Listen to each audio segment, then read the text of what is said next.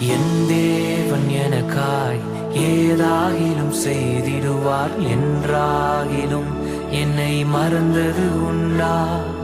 என் தேவன் எனக்காய் ஏதாகிலும் செய்திடுவார் என்றாகிலும் என்னை மறந்தது உண்டா?